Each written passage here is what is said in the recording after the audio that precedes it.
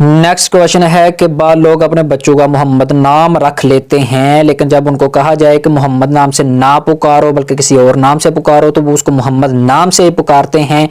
اس بارے میں کچھ ارشاد فرمائیے۔ دیکھیں جی، محمد نام رکھنا جائز ہے، بڑی فضیلتیں اس میں۔ نبی کریم علیہ السلام کے دور میں ایک انصاری صحابی کے ہاں ایک بیٹا پیدا ہوا تو اس نے اپنے بچے کا نام محمد رکھا۔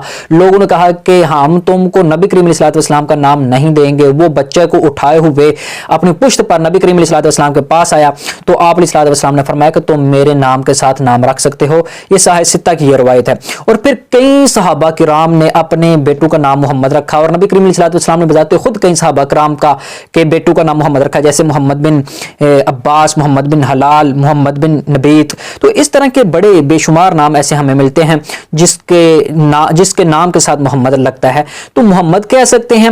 تو یہ کہا جائے کہ لفظ محمد جو ہے نام رکھ لیا جائے اور محمد نہ پکارا جائے تو اس طرح کی کوئی بات نہیں ہے، محمد کہہ سکتے ہیں۔ سب لوگوں کو پتا ہے کہ نبی کریم علیہ السلام کا اسم گرامی جو محمد ہے وہ آپ علیہ السلام اور ہیں، اور باقی انسانیت جو ہے وہ تو ذرہ برابر بھی آپ علیہ السلام کے مماثل نہیں ہیں۔ آپ محمد نام سے پکار سکتے ہیں، ہاں اچھا یہ لگے گا کہ آپ محمد نام کے ساتھ کوئی اور نام اس کے ساتھ لگائیں، مثلا محمد ابان، محمد الوی، کئی نام آپ لگا سکتے ہیں، محمد ابو بکر، محمد عمر، محمد عثمان، محمد علی، آپ کوئی نام اور بھی رکھ سکتے ہیں، کیونکہ عرب میں جو نام رکھے جاتے تھے وہ ساتھ اس کے والد کا نام بولا جاتا تھا، محمد بن نبیت، محمد بن عباس، محمد بن حلال۔ تو اس طرح آپ بھی کوئی اور نام ساتھ ملا کر اس کے ساتھ محمد رکھیں، نام پکاریں۔ ویسے محمد کہنا بھی جائز ہے کیونکہ سارے لوگوں کو پتا ہے کہ یہ لفظ محمد جو رکھا گیا یہ نبی کریم علیہ السلام کے نام پر رکھا گیا ہے، اور نبی کریم علیہ السلام اس دنیا سے ظاہراً پردہ فرما چکے ہیں۔